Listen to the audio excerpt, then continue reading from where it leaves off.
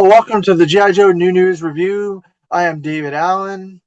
The following content was originally intended for the G.I. Joe fan club, but due to unforeseen circumstances, this content will no longer be used in that venue. And so I wanted to share them with you here. I hope you enjoy.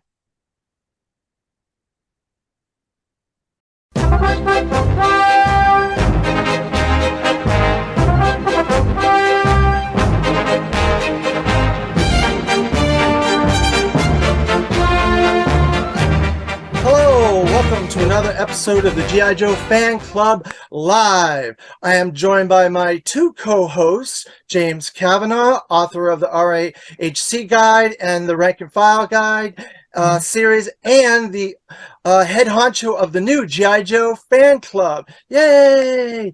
And my other co-host, Jason Merle, who is the co-host of the Order of Battle podcast, and we are joined by two seminal members of the G.I. Joe community. First, Mark Weber, one of the brand managers at Hasbro for Transformers and G.I. Joe.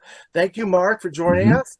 And Patrick Stewart, co-host of the Articulated Points podcast and co-host of the Full Force with Chris McLeod on Saturday mornings.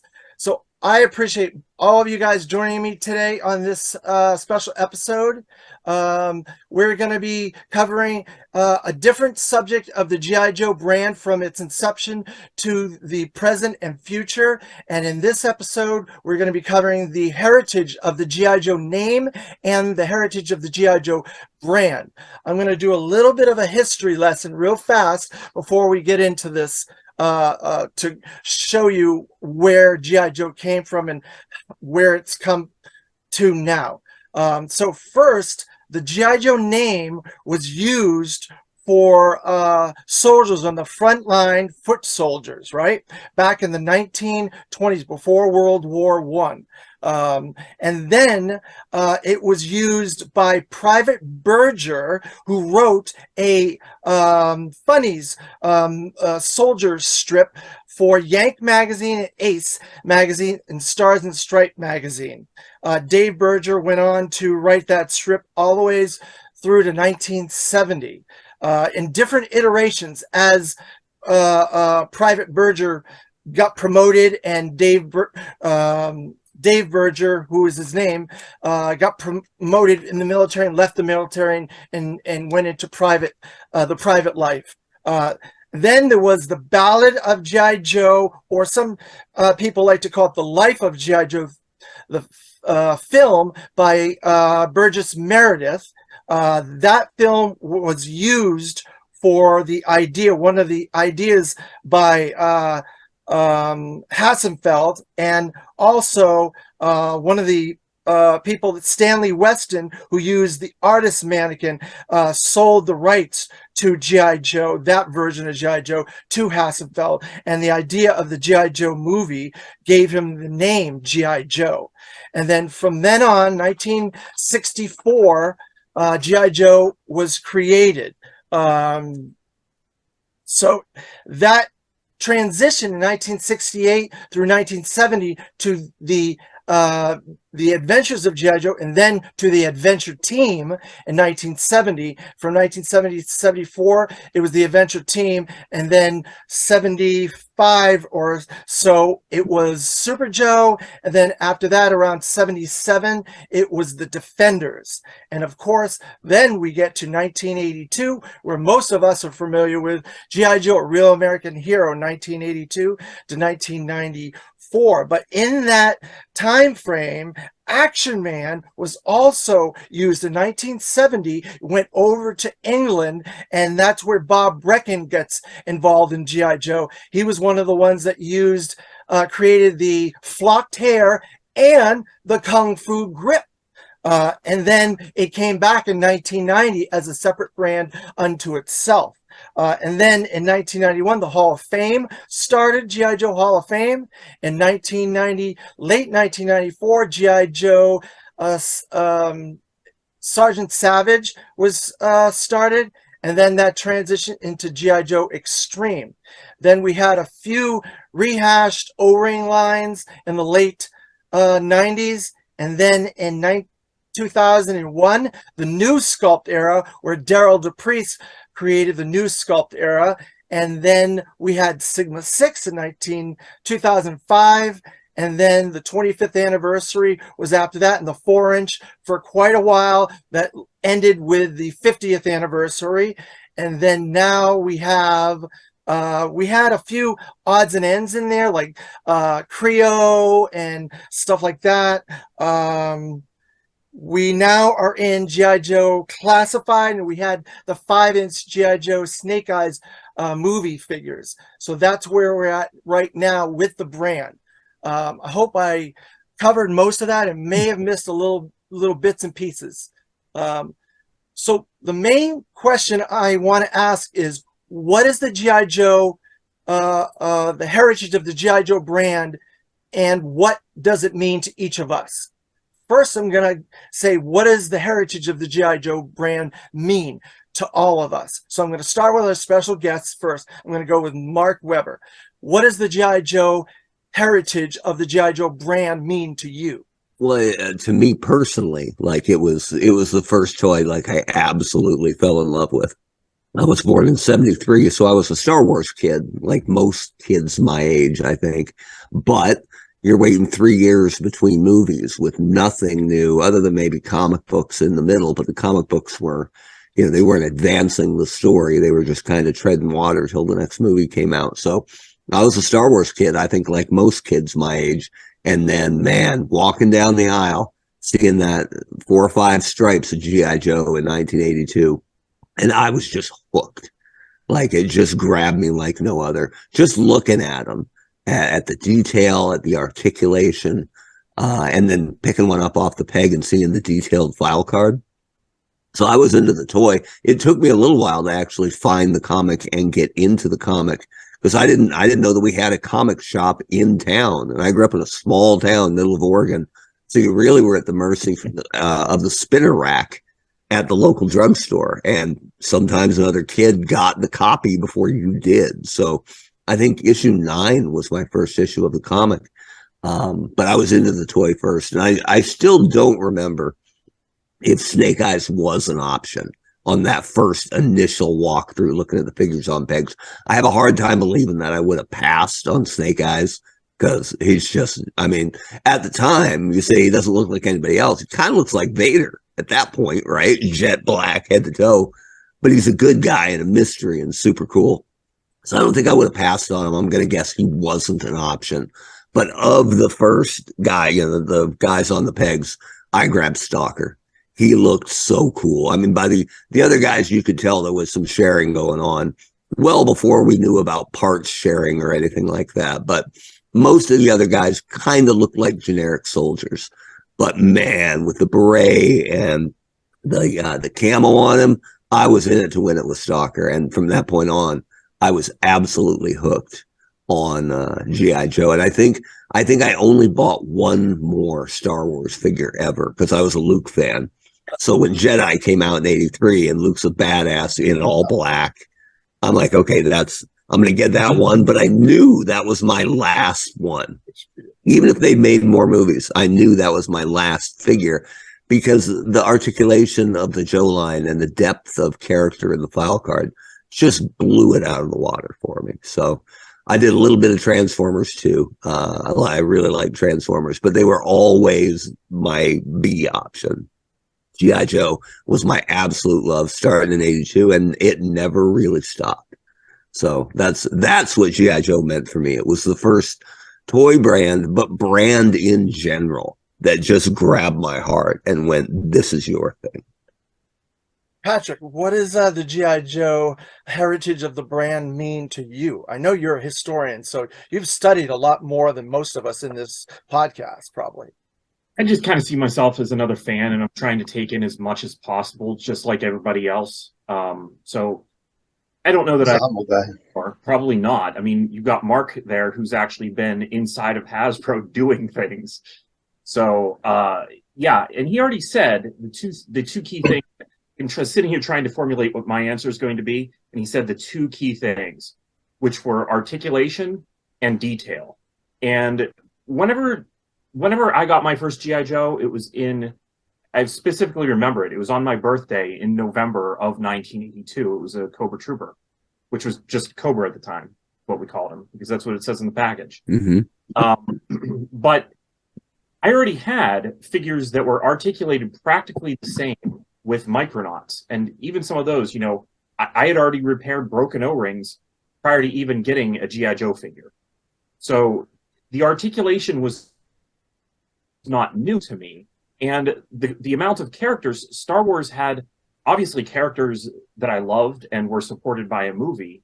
So what was it then that made me switch over to G.I. Joe from Star Wars and those other things? I think that it was the proper blend of the articulation and the details and all of the fun of all the new characters to get into and how well done all of that was. The first issue of the comic that I picked up was issue number 3. So that one's always very special to me. I didn't get another issue of the comic for a long time. As a matter of fact, it wasn't until there was magazine sales happening at our elementary school, and I was like, ooh, if I get the G.I. Joe comic book in the mail every month, I'll do that. And so I got a subscription, and the very first issue that showed up for my subscription was issue number 21. I mean, does it get any better than that? Yeah, good timing. Yeah, exactly. Very good. A month later, and my of Snake Eyes and Storm Shadow could have been very different. And then beyond that, my very first figure that I ever bought with my own money, because I used to bring my brother and I used to bring the neighbor his newspaper because we lived so far off the main road. It was a quarter of a mile just to go get the mail. And I sound old, it was uphill every day from school in the snow every day, kind of old. Of course. Yeah, the first figure I ever bought with my own money was with some of that money that had been given to me a dime at a time, going and getting the newspaper. I bought Storm Shadow. So it means a lot to me. There's a lot of fun memories with G.I. Joe. Jason Morrell, yours. For me, the heritage is, so like Mark, I'm a Northwest kid.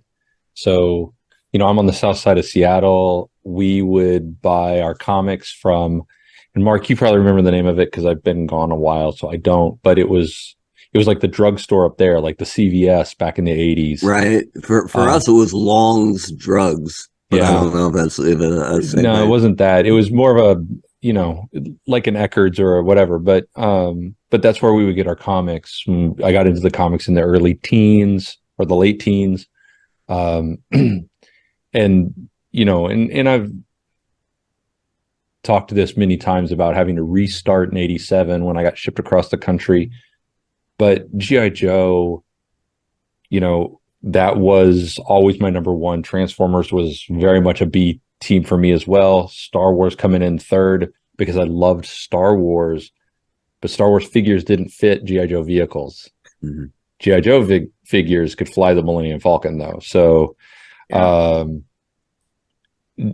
took over as soon as I got my hands on it, and I remember vividly the neighbor kid having the mail away Cobra Commander and my mom having the conversation that mail aways are a scam and showing me the Ricky Schroeder Silver Spoons episode where he buys something off the TV and then they go to the office because, dad's rich and the thing never showed up. And it's just like an empty room with a phone and the telephone wire all the way across the empty room to prove that mail-aways were a scam. Yeah.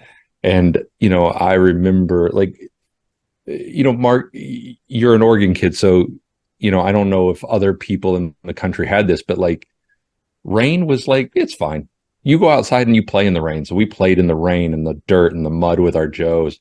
We didn't go inside to play unless it Midwestern rained up in the Northwest. Otherwise, you just threw on a windbreaker and you still played. We had fun. It was on the big toy. It was all of that. And then moving across the country and restarting in 87 with a lot of my figures, all of the comics. I still have my issue 21 and my issue 1 and stuff that I got in high school when I was regathering. And then that heritage for me picks up, when my son is 5 and he's a big Transformers kid, and he says, "Dad, I just want G.I. Joe." And,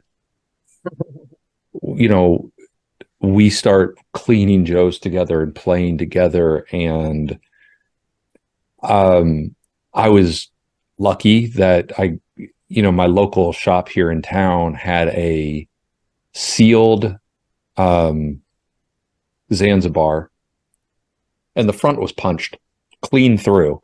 So he sold the box for $5.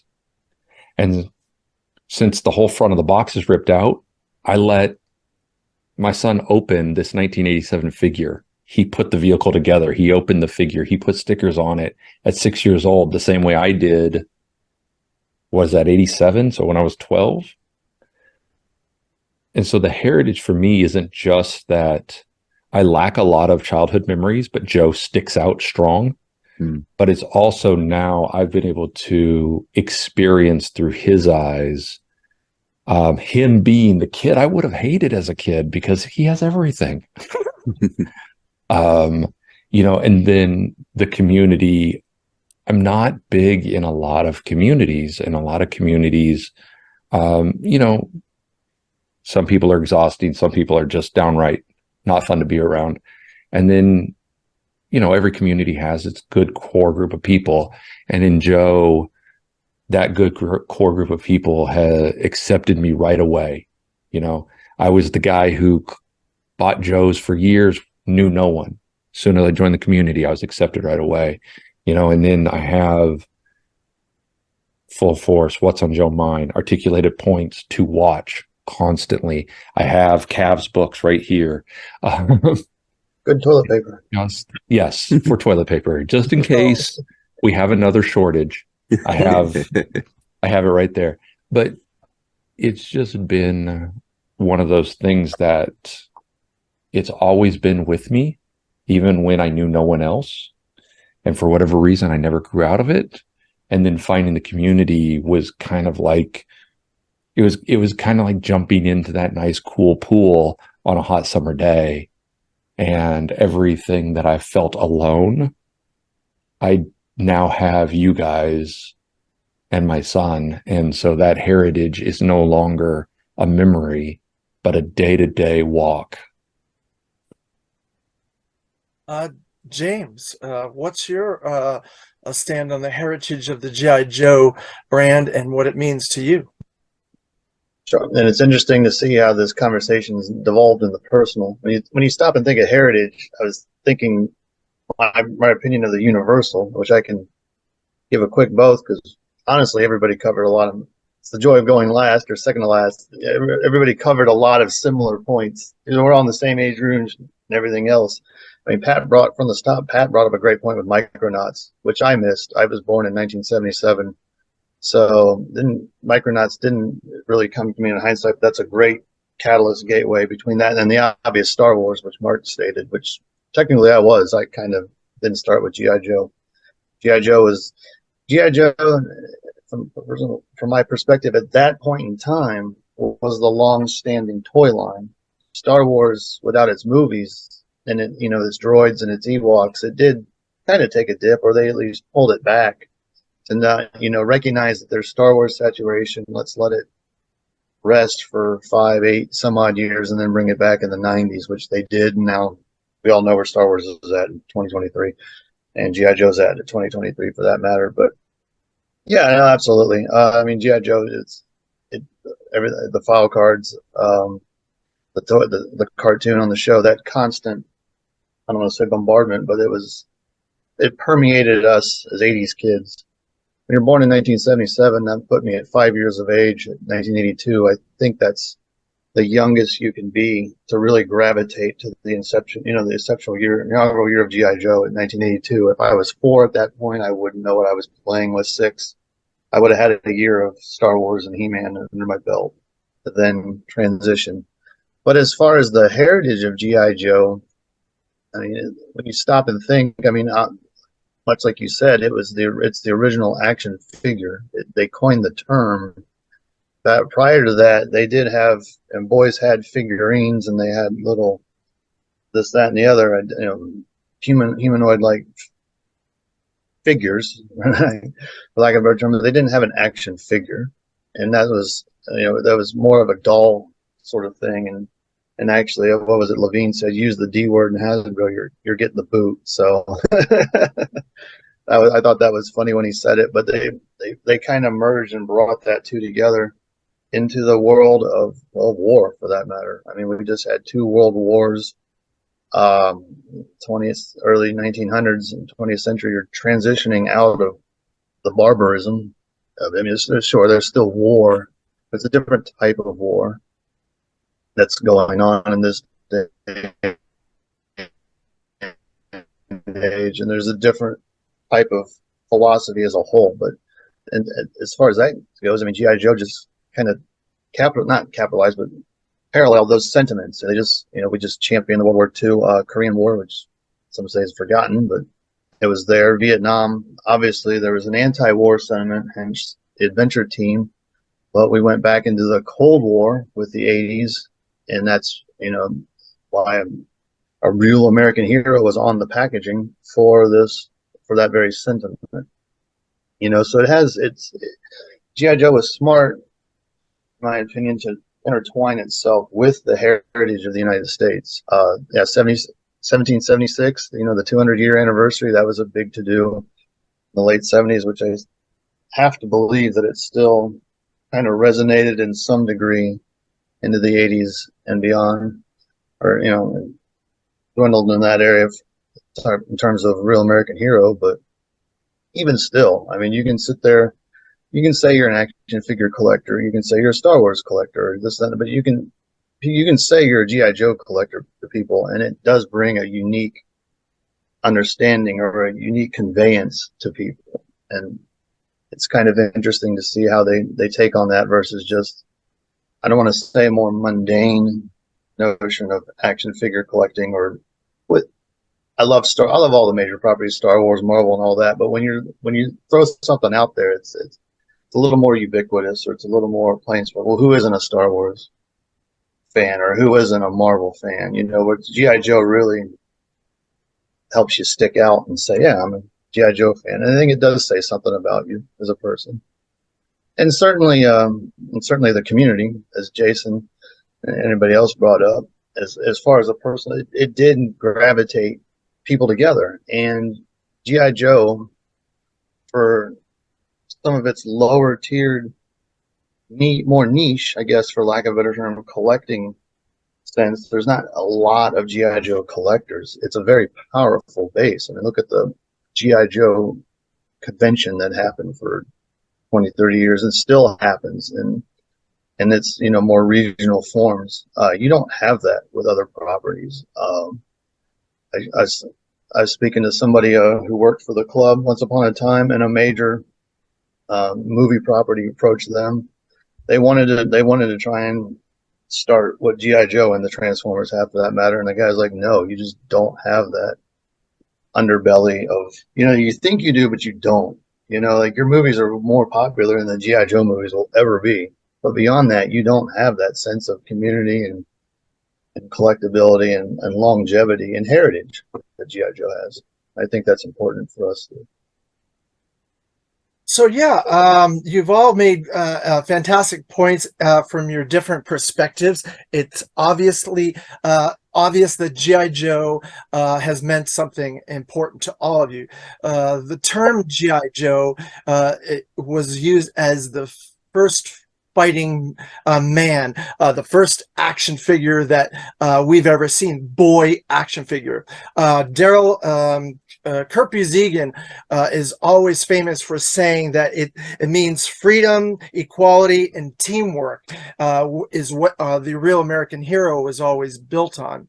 I personally started my G.I. Joe history with animated series, the very first mini-series, The Weather Dominated, on Nickelodeon. Then I asked my mom for some toys, and my first toy was Destro, and then the Cobra Trooper and the helicopter, the Vamp helicopter.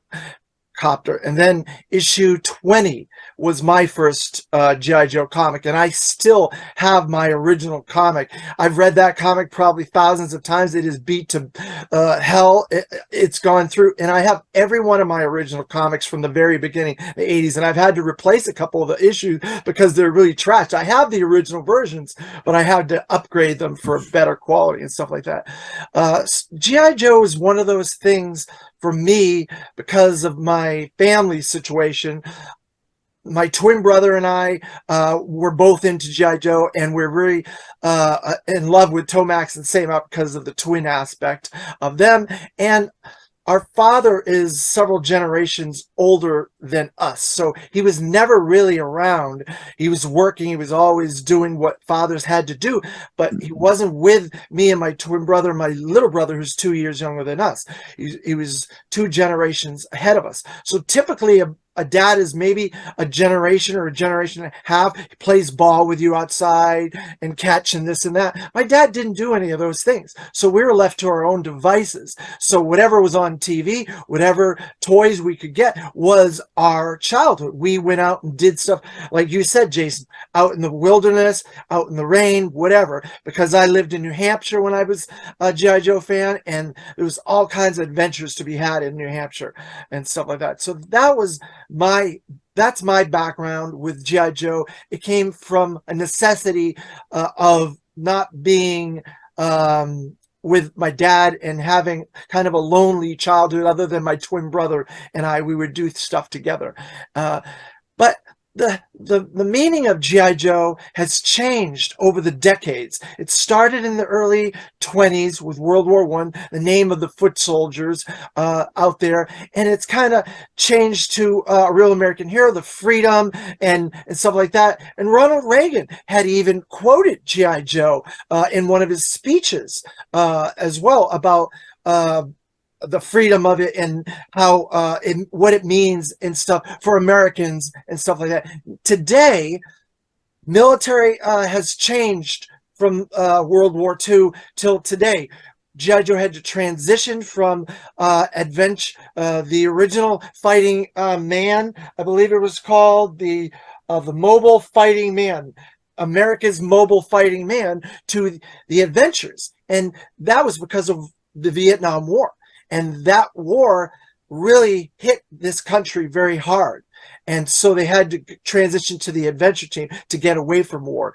Nowadays, war, I don't know if it's celebrated, but it's something that people are wanting to, like, send their kids off to be in the military and get an education, do better, and get good careers, because you can do that.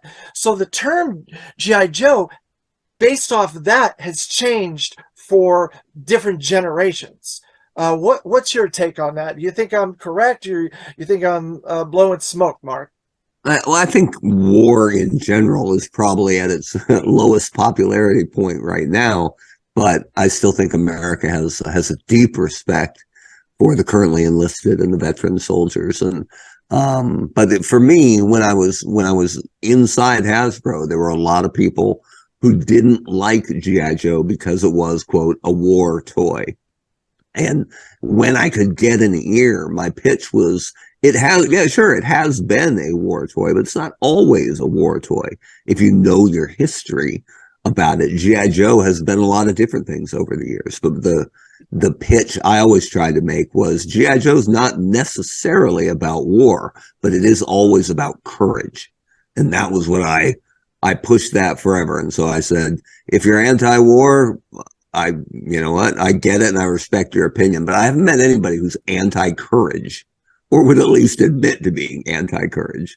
So that was what I tried to, that's what I think is true about the brand and how I tried. That's my elevator pitch, basically. If I got 30 seconds with a VP who had some decision-making power, that's what I would pitch, is it's about courage. And on some level, especially, I'm going to say especially with Real American Hero, but I do think there's some truth to that. It's also about equality, right? And that's why, what would I have been? A 9-year-old white kid in the middle of Bend, Oregon, which is pretty much a bunch of kids that look like me, could grab Stalker off the peg as his first Joe and go, this is the one I want.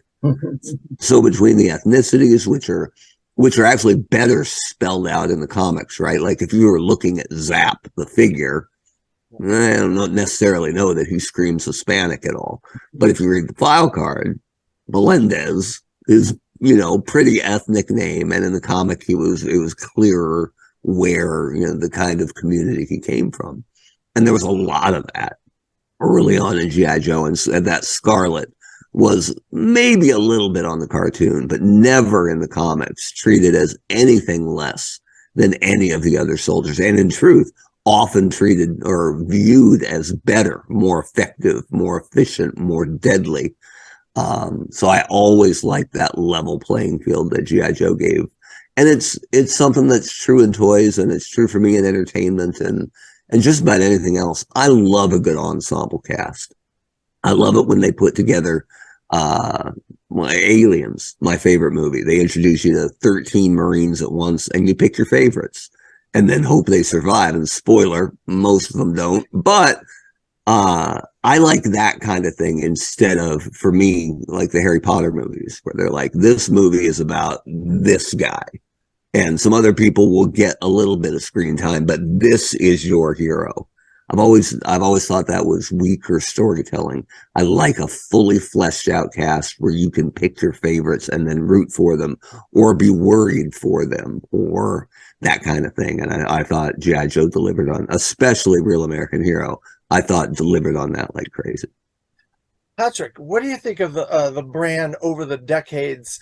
Has it changed? What do you think is the reason for the change? Was it the military aspect?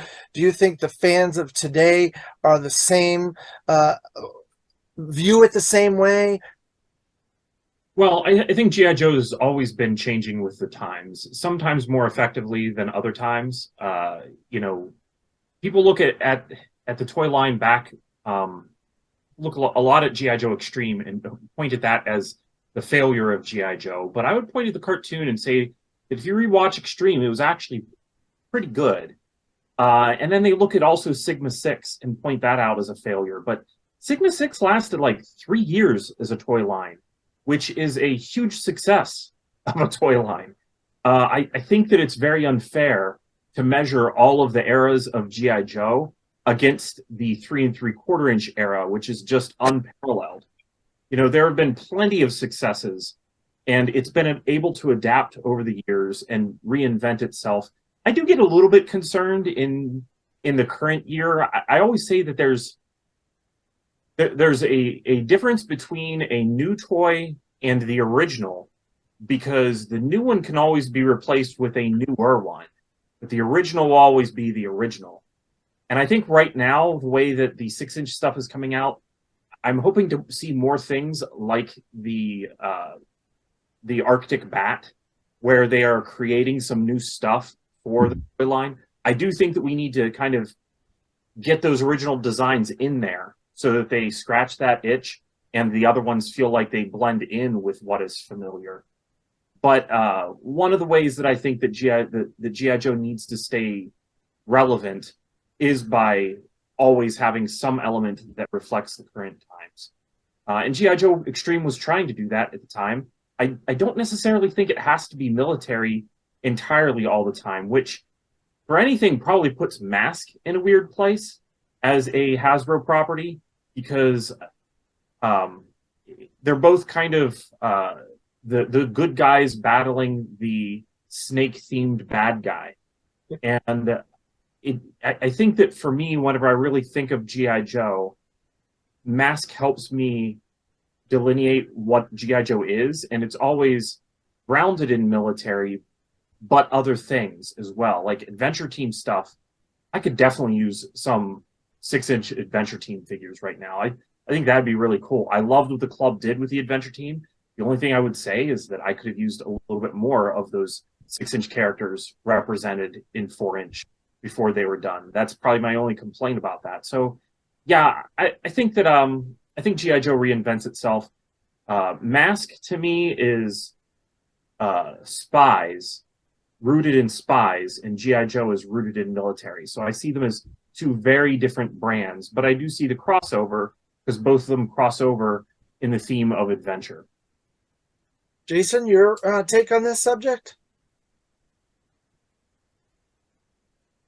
Oh, I don't know.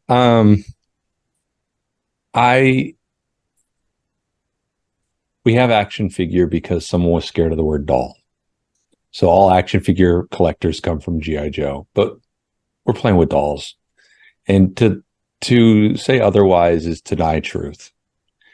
One of the problems I have with modern G.I. Joe is we've become myopic. And if it's not exactly 40 years ago, it can't be a thing. And I think that's a problem. We talk a lot about Reagan's deregulation of advertising. And deregulation is generally not always a great thing, but in this case, it served us, our generation, well in this one piece. By deregulating certain sort of advertising to children, we were able to get a Marvel comic, a cartoon, a toy all at once. And it was great. But I think just the general frame of mind at that time started maybe with like Miracle on Ice, USA versus Soviet Union with the hockey. You're going from the anti-government, anti-war, anti-Vietnam era into the Cold War, something that was a bit more pro-patriotic, hopefully not leaning nationalistic, but certainly patriotic. And I think that starts with Miracle on Ice. It gives us the runway in '82 for G.I. Joe. And I love G.I. Joe. I do think that naming the characters creates the problem of today, where now they have to create a Duke to keep Duke, right? Which is the same thing that Marvel's had since the 60s. And I know, when 3 3/4 happened, the 12-inch collectors were like, hey, that's not my G.I. Joe. 12 inches my scale. And yet Hasbro went, that's cool, we love you, but this is the way forward. And today, you look at wave 1 of classified, and it's the way forward, using the old name so they can keep the IP. We complained, not all of us. It's always the vocal minority that complain. When people are happy, Mark, how many times when you worked at Hasbro did someone call you with a compliment? 6, maybe? Yeah, it was. But you got called daily if you didn't make Jason happy. It was. I saw that a lot at McFarlane Toys because we had message boards on our own homepage, which most companies would never do. But when I would meet guys, it was the saving grace of that job because I was lion taming that message board daily. But when I would meet someone at a show and they would go, "Hey, Webb," the only place they'd know me from is the message board. And I'd say, "Hey, yeah, how you doing? Do I know you from the boards?" And 90% of them would say, "I read every day, but I never post." Those guys are animals. The guys that are happy, the men and women that are happy will shake your hand, but only the ones that are pissed off will post. Yeah. And so the vocal minority, the angry minority, causes a fear shift. And we're back to this myopic, we cannot change. And while I enjoy the architecture of modern 4-inch Joes, I think 25th and 30th was part of the problem of just recreating 82. And now in 6-inch, we have to recreate 82. And Mezco does a 6-inch. We got to recreate 82. If we come out with another 12-inch, it's going to recreate 82. We don't grow. We're drowning our own love in the water, it's killing it. Because G.I. Joe doesn't mean anything to today's children. G.I. Joe doesn't mean anything to today's teens, today's 20-year-olds. And when you talk about heritage, if you like an action figure, thank G.I. Joe. Otherwise, you'd have, the term wouldn't exist. These are dolls for boys. I love toys. I love action figures. I love books. I love comics. I love cartoons. All of that stems from a point where growing out of that was not fun. And so I stayed in it, and I stayed in G.I. Joe, and I stayed in all these things into my 20s and 30s and 40s. My kid is into it now, but he has no peers. And when he brings people over and he shows them the Ewok village, they like it. They like the 6-inch figures, but they go home and it's gone. So how do we continue heritage to tomorrow if all we're doing is thinking about when I was 12, when I was 7, when I was 14, when I was this? And so when I think of heritage, when I think of the brand, when I think of all these things, part of me is very much in this, like, I love it. I've dedicated large portions of my finances, my adulthood, my life to it. The other part of it is worried that when I'm gone, Alexander has all this. But when you're gone and you're gone and it goes in a landfill because no one gives a shit, because we're too busy worried about when we were children. And we don't live in 1982 anymore. We don't live on Miracle on Ice. We don't live in Reaganomics. Well, we're dealing with Reaganomics still, but we don't live in the beginning of that. We don't live in Sunbow Entertainment and the boom of action figures where we had the choice. We could be He-Man. We could be Mask. We could be Starcom, Patrick. We could be so many things.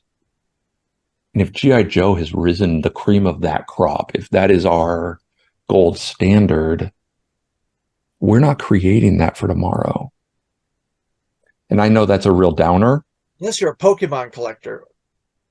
Well, but Pokemon isn't doing what G.I. Joe did. Pokemon has been around for 30 years, right? So has Magic the Gathering, 31 years, Magic the Gathering. And they still have a strong fan base, and the vintage cards go for an exorbitant amount of money for some 50-year-old who has too much money on his hand and one nostalgic memory. But does it have the true staying power of 60, 70, 80 years of we created a term, we created a whole industry, action figures and boys, dolls. We created a whole thing. Does it have that staying power, or is it just like, hey, you got to get the next card? And if we're just worried about getting the next thing, we're not building a legacy. We're not building a base. There's no concrete below the wooden ramshackle house. And I know this is a downer, and I apologize. I'm a really pleasant person, but clearly not when we meet. But it is because I do worry about these things when I have an 11-year-old, almost 12, that bleeds G.I. Joe. And when friends come over, they're like, oh, this is neat. And as soon as they leave, they don't ask for a toy. They don't go to Walmart or Target. They don't go online. They don't put it on a Christmas list or a birthday list. When they come here, they're like, oh, it's fun. Do you think it's because they walk out that door and it's done? But do you think it's because of the world we live in that they have everything in the world in this little device? Now they can't go into the wilderness, have imagination and play. So, and here's why I don't. Again, Mark, your background, you are a marketer. Mm-hmm. Are you telling me that today's marketers don't know how to market to people? We just lost how to market? No, of course we know how to do it. They're catering to us, not to them. So it's your audience. The marketers know how to market. If the marketers chose to market to children, they would find the way. Mm-hmm. Now, granted, you can have the whole capitalism conversation where your stakeholders are more important than your customers in today's world. But I think that marketers are no less talented today than they were in Mark's time than they were in Kirk's time. They were in Don Levine's time. I And in think you're fact, right. the technology makes it better and easier and faster and more broad. So it's your audience, it's your target. We're I not think you're targeting. right, Jason. I think you're right because Hasbro has at their fingertips the ability to market to children. They have the mission fleet for Star Wars right now. Perfect apparatus to do G.I. Joe. Little miniature vehicles, 5 points of articulation, a little bit bulkier figure. It's built in for children. I would, well, I mean, you with Transformers, you had holy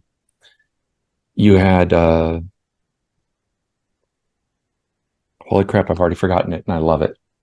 You had the children Transformers, Yeah. Rescue Bots. Rescue Bots. Yeah, I love that show. But when they did the second, so Rescue Bots ends, they go back and they do another Rescue Bots Academy. Rescue Bots was kind of like, You should know this. You have Mark on here. well, Rescue Bots was very much in the same vein as Larry Hama, where I'm targeting a 10-year-old, and so I'm going to talk to them like they're 12. Rescue Bots Academy is like I'm targeting a 10-year-old, so I'm going to talk to them like they're 5. Oh. And I'm down for Action Fleet G.I. Joe. I'm down for Ben 10 the shit out of G.I. Joe because it brings in the love, the kids. If it's an app game, if it's a PlayStation game, if it's a cartoon that speaks to kids, that has ways for them to Pokemon it or Minecraft it or whatever you got to do. I'm not a marketer, but I know that marketers aren't like drooling idiots coming out of college today. I mean, some are. Well, sure, but that's all industry. But the same industry that bred Kirk and Mark is breeding the Kirks and Marks of today with better technology, better throughput, better access. So I'm the downer in this group. I apologize. No, I love all of you. Jason, you made a lot of valid points. That's why this is a discussion. It's not my opinion, and none of you guys' opinion matters. It's a discussion of a subject matter. That's why we bring diverse people together to talk about it. Yeah, we all love G.I. Joe, but not all of us are twins like me. So there you go. James, what's your take on the subject? Sure, and I wholeheartily agree with that sentiment. And Jason did bring up some great points. I mean, I don't remember exactly who said what one in particular. Just that whole transition from 12-inch nondescript entities to actual characters. You know, your 82 Stalker, your Snake Eyes, Scarlet, and everyone we mentioned. That was mind-blowing for G.I. Joe. And the 12-inch people hated it. They still hate it.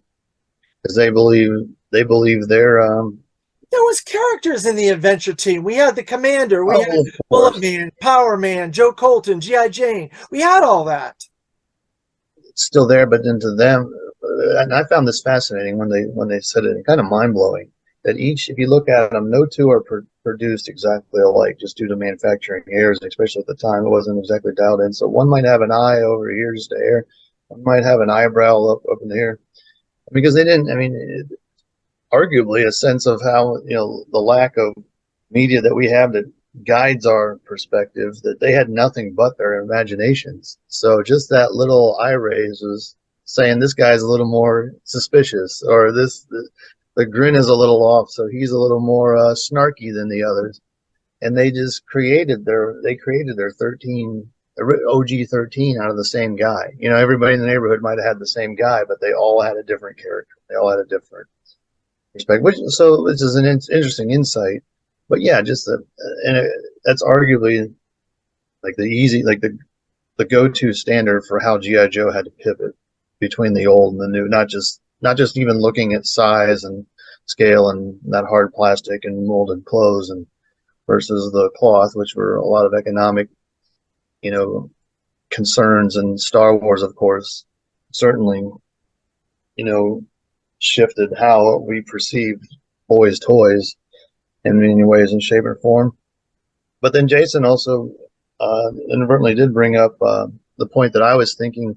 I've always kind of hammered with G.I. Joe, and I always take like Batman. So G.I. Joe is a toy in its inception that grew and blossomed into more than a toy. It became a story, became this mythos, and it became this comic and this TV show and this and the other. Batman was a story, and Marvel's a story, and all these these larger named characters that we have, and Star Wars was a movie, a story, and then it became the toy, and then it became this, that, and the other. So now we're stuck in this, and throw this out to Mark, not only our resident Hasbro guy, but the marketer. It's kind of I'm hammering. How do you maintain brand longevity through that lens with these characters? So the Duke, the Snake Eyes, the Zartan. You gotta bring these guys out because everybody wants a Batman every year. Everybody wants a Spider-Man every year. Everybody wants a Captain America every year. And Batman's in black and gray. Maybe sometimes he's in blue and gray, but he's not in.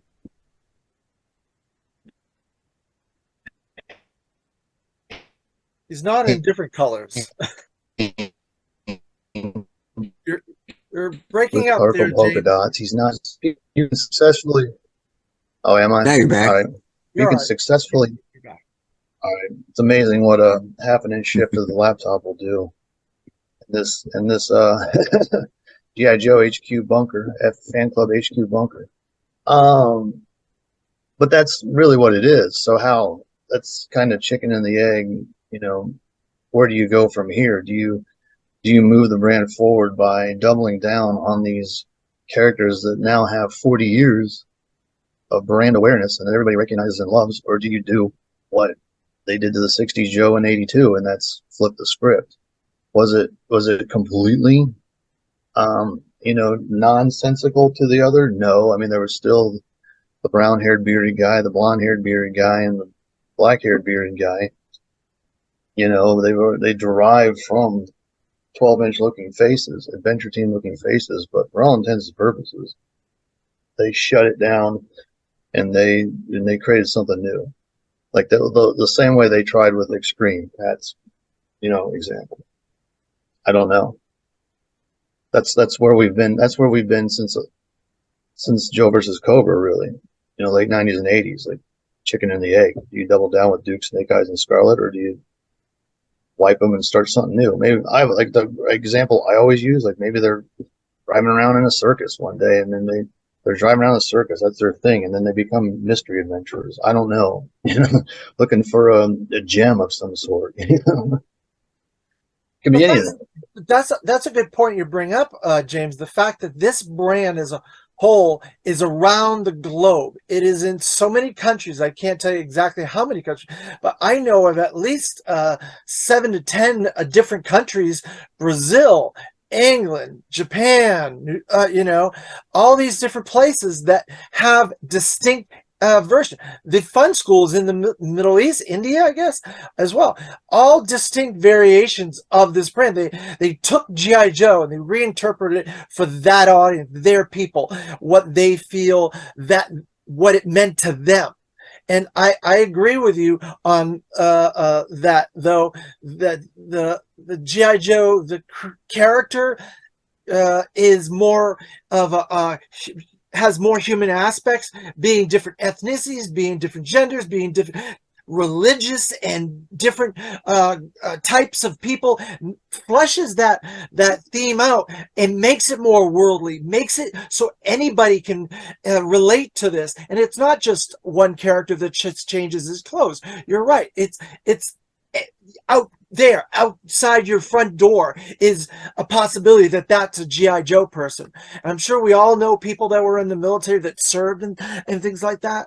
Well, Hasbro, yeah, exactly what you said. Hasbro took the brand, just said make figures, just make characters all day long. Every year you got 30 new characters. Whereas let's say He-Man, that's I always think He-Man and G.I. Joe are more comparable. Let's take off the Transformers. Star Wars is a entity. It's not a toy line. What I mean? It's Star Wars, but G.I. Joe and He-Man are pretty A to B comparable. Every year, the people who made Barbies made He-Man, who made He-Man in different forms every year. There's Battle Armor He-Man, there's regular He-Man, there's Thunder Blast He-Man. G.I. Joe took its Laser Trooper Flash, and then it re-released a Laser Trooper Sci-Fi, then it released a laser trooper, whoever, I know you should know that, and the same as the bazooka soldier. Whereas in theory, and this is, again, I mean to keep doing it, but it comes down to this marketing dichotomy. The long answer says they should have always been Zap, and they should have always been Flash, and they should have always been, just in different outfits.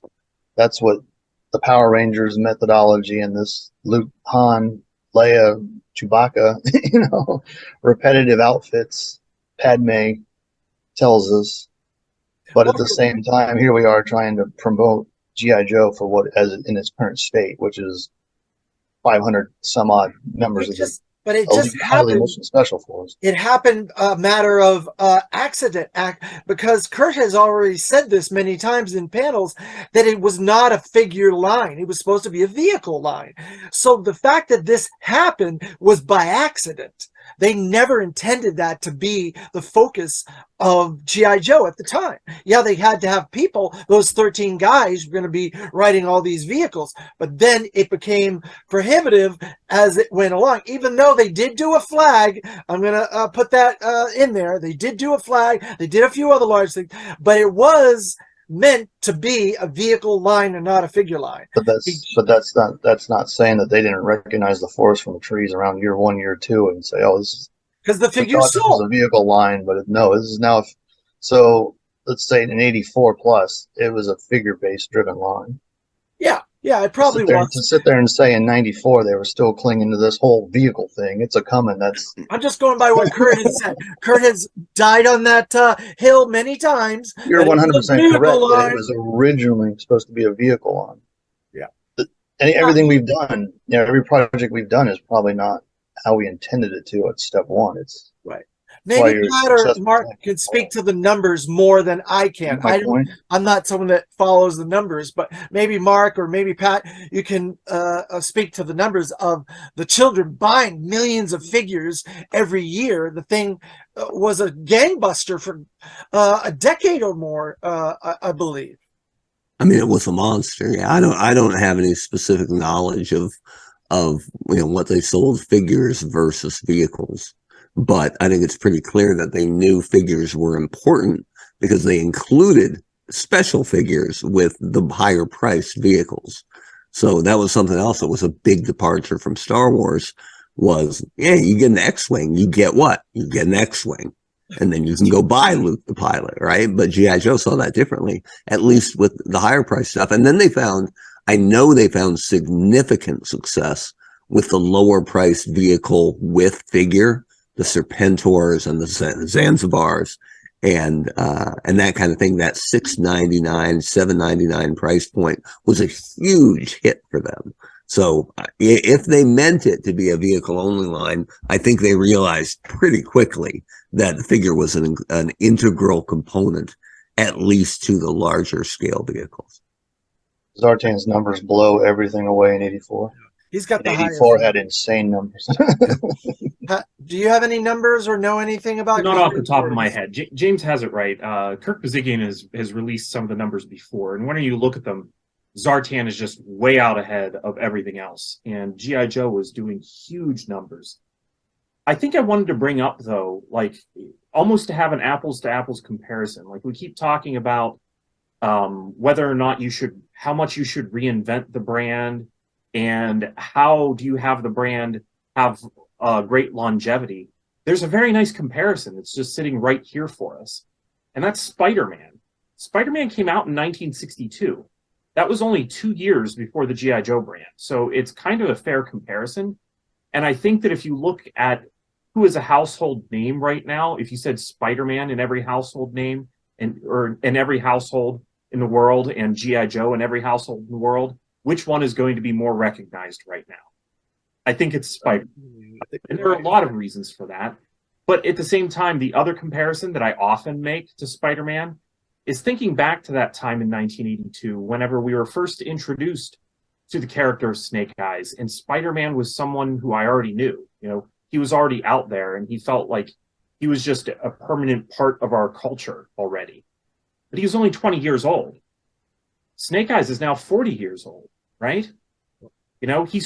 Snake Eyes as a character, and Scarlet and Stalker and all the G.I. Joes from the first year, and even 1983, Duke now is 40 years old. Do they really feel as culturally important as Spider-Man? Now that's a high bar, but maybe we could find another comparison somewhere that would be a little less lofty and probably from the time.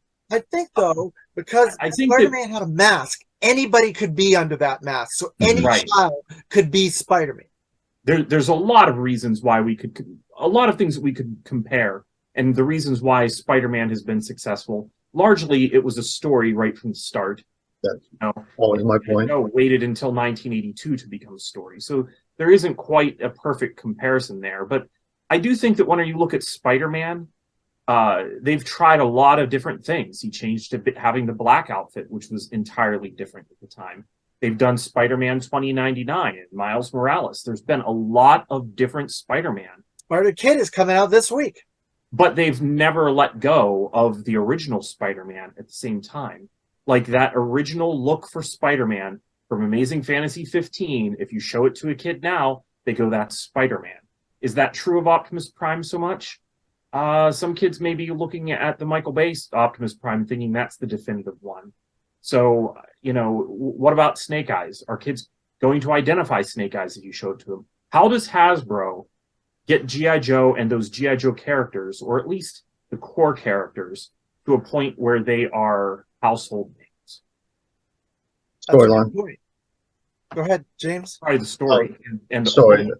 holding on to them, I think, trying new things, and as you try new things across the years, by not letting those good parts of the new stuff go.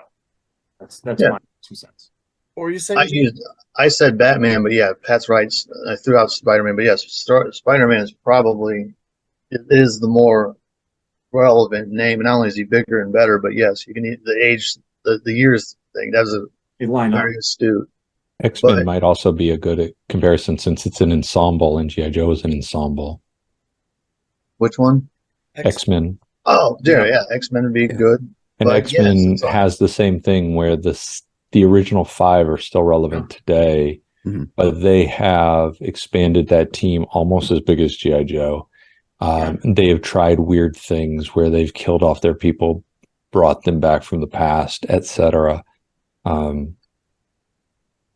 But you still have 60 years of monthly comic book, whereas G.I. Joe doesn't have that, even though, yes, Larry's been writing it on and off for 40 years. Mark, what do you believe is the resolute? I shouldn't choose resolute because that's a G.I. Joe word, but what is the solution to doing what Pat said, trying to make this a household name, this brand, even though it's a household name to us? What do you think the future of this brand, to make it what it needs to be for a household brand, to get it back to where it was when we grew up, when it was in 63? What does Hasbro need to do do that? Well, I like, and full disclosure, I know Lenny Panzica, the lead designer, and he's a fantastic guy and super creative. And as a fan base, we're really lucky to have him on the brand. And by and large, I think they've done a lot of things right with the classified figures. Aside from the closed boxes, which they got away from relatively quickly. But for me, the one thing right now, they're only targeting dedicated collectors.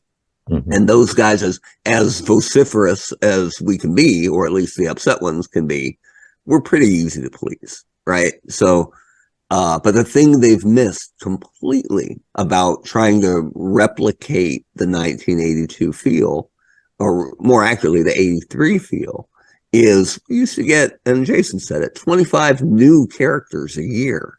And that was way back before the internet. The biggest rush of the year for a G.I. Joe fan was finding that first new figure on the peg. And it didn't matter who the figure was, right? Could have been Crystal Ball, right? You could have looked at it and gone, that's garbage. But there was gold. Like this. There was gold on the back, right? Because you were going to flip it over and learn 30 new guys that you were going to chase for the rest of the year. Same way, first vehicle, you get out that pull-out catalog. and you're automatically going, that's what I'm asking for Christmas. This is my birthday present. And things that just blew your mind, like they're making an aircraft carrier. Ridiculous. So look at this. We got to drive. Hey, it's our other co-host, Alexander Morel. That's Hi. what Alexander. Hey, so they're missing it on new characters. They could mix in new characters and we would love them. And I know Lenny would love to do a brand new character that he got to develop. So I don't know why they're afraid of doing that. But the other, say again? The Screamers. Yeah, I suppose. I like Lenny. I like Lenny and Emily. I like the team. I know the whole like file card conversation, but I miss the top of the card, which you just mentioned. Mm-hmm. My stepmom carried a card cut in her purse, X'd out with which ones I had. Yeah. A parent can't do that. Or are they going to carry a list of, oh, little young Mark has 17, 22, and 34. Yeah. It's a number. It's garbage. Yeah, totally get it. And yeah, the loss of the file card itself hurts. And I know there's reasons that can't be done the same way, but there's creative ways to get around that they haven't found. And then, but the biggest one, and this was when I worked on Transformers, that was 2012 to 2014. I really felt like we had built the brand with a really nice stair step, right? Coming out of Rescue Bots, taking you to Transformers Prime, taking you to probably video games at that point. It was true even, a decade ago that you're probably losing most of your kids from the toy at somewhere between 10 and 14, right? But it doesn't mean you have to lose them from the brand, because they'll play a video game with it, right? They wouldn't be caught dead with Optimus Prime in their locker as a 7th grader, right? But how different was that when you and I were kids? Puberty wills out, right? Like maybe we weren't leaving it at 12, but we were certainly leaving it somewhere between 13 to 15. Yeah, but I think back in those days, the adult collector wasn't really a thing, right? When someone aged out of the brand, the toy companies figured, well, they're done. We've gotten what we'll get out of them. But the adult, us, basically, or the Star Wars kids probably, became the first real dedicated adult collectors who are still collecting to this day. So, but we always felt like you would lose them from the toy, but you didn't have to lose them from the brand, but you've got to activate that kid digitally. And that's something Joe isn't doing at all. When Classified first came out, they put out a pretty credible website with a lot of things to click and a lot of things to read. And correct me if I'm wrong, it has never been updated. They took it down now. Dead in the water. So they are intentionally not reaching out to young collectors. That's only cool. Satisfying the adult collector, and there's room there. It's been successful. It continues to be successful. But I always say, if you're only going after the dedicated collector, that's a sink that is slowly draining. So to interrupt you just one moment, Mark, Alexander, when Classified first came out, 00, Snake Eyes, the first wave, the second wave, did you ever go and look at the website? Did you ever go to G.I.Joe.com and look at the website originally? Yeah. Did you? Not much, because I didn't know about it at first. But then you told me about it. But once you had access. Yeah. Only a couple times, though. Because to look at the number list to see if there were which they didn't have a number list. Well, part of the problem. They kind of did. They had a list of characters. And I looked at that a couple times, but I didn't really use it. For a website that sophisticated, and kind of to Mark's point, and what you guys are all talking about with the lists and all that, you could have easily had a login system, and then they could have checked off all their boxes, and you would have gathered data. I mean, which is always the name of the. Never learned this, knew this until I was talking to a senior programming buddy of mine. All the cool apps we have aren't there to do what the app does. It's there to gather all your data. So 100%. They could have gathered marketing data and figured out what the kids love and what the kids want more of, and who's missing what and why, and this, that, and the other. That was which would have benefited as a tool, a modern day tool. Part of what I pitched when I was on Joe was an app with several different characters available, some who didn't even have figures yet, right? That would you be could awesome. actually level up depending on how often you play them.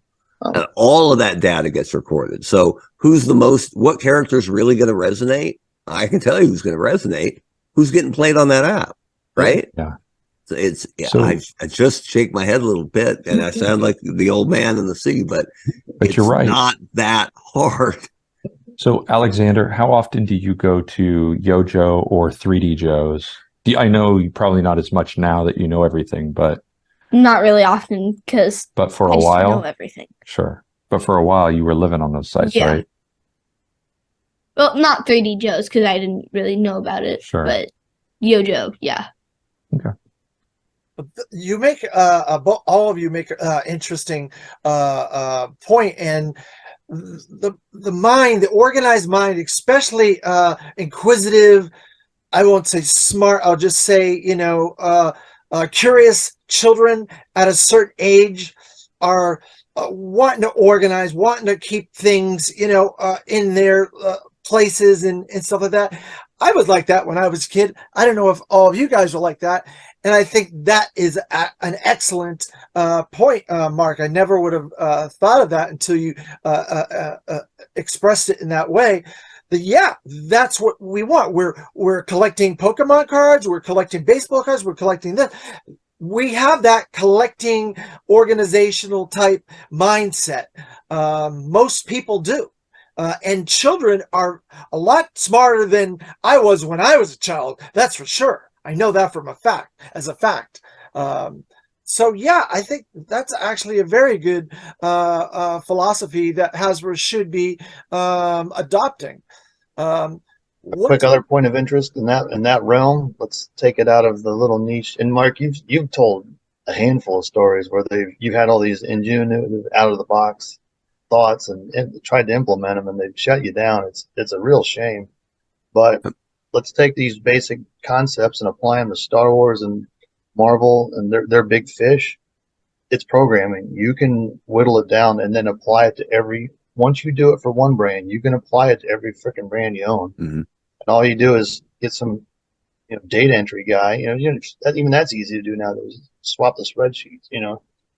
For that, in that world, it's easy to do, but it can be done. And then they'd have it just similar to how G.I. Joe, kind of strategizes its tooling, like the Data Viper. They couldn't put out the Data Viper all at once, but darn it, I can't think of his name. Warden would sit there and put the legs out on one guy, and then he put the torso out on another guy. And by that time, you already had half the figure built. Let's just go ahead and make it.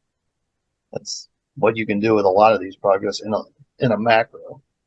I'm Mark. You always correct me, but I don't think Hasbro's or a lot of these large corporations don't think that way. They think in a more compartmentalized manner. Yeah, I think that's true. I'm projecting P&G on this.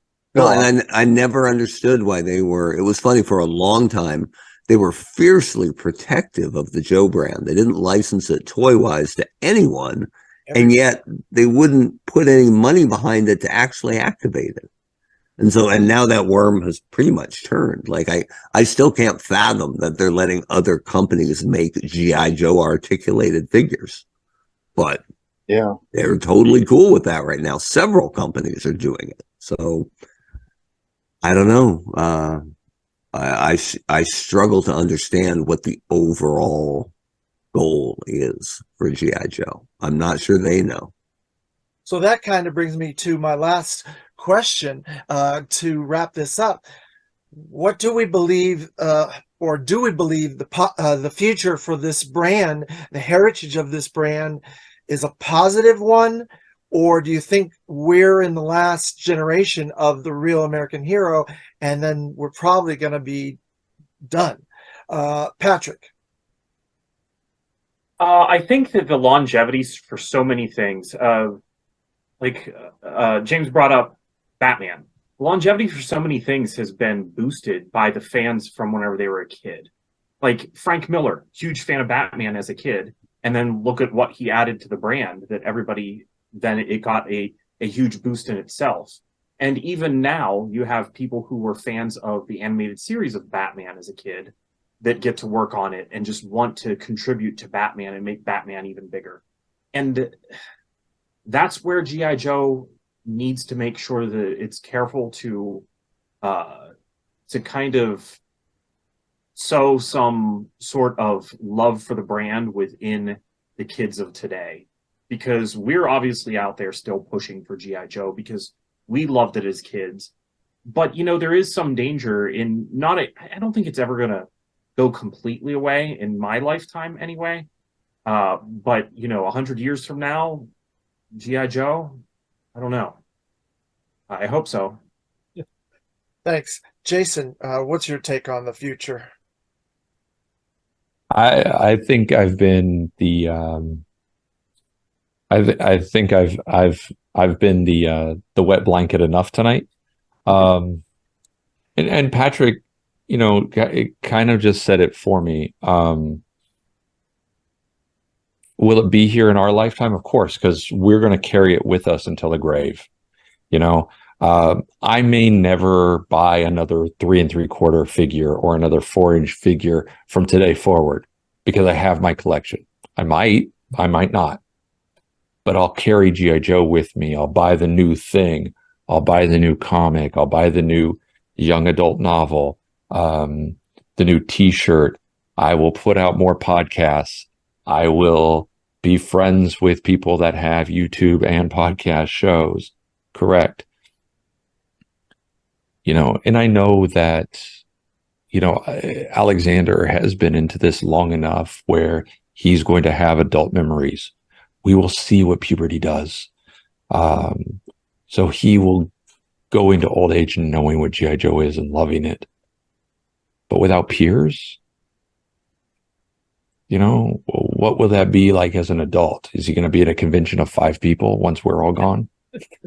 So 100 years from now, 50 years from now, 40 years from now, not to be too bleak about things, I hope it's here. I think these are characters worth loving, even if you strip the term G.I. Joe away. I think these are characters worth loving, even if you strip military away. I think it's characters worth loving, even if you strip 1982 to 1994 away.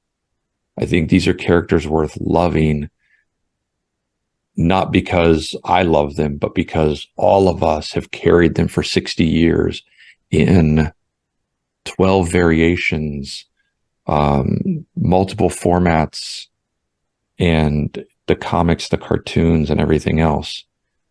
And I hope that we get back to, you know, bringing new people in. James, what's your take? Do you think we're going to be around for a while, or do you think we're the last hurrah? I think Alexander will be attending the G.I. Joe convention in the metaverse. But you know, that is a joke, but also last year at Joe Fest in the Operation Recall panel, Patrick is sitting beside me.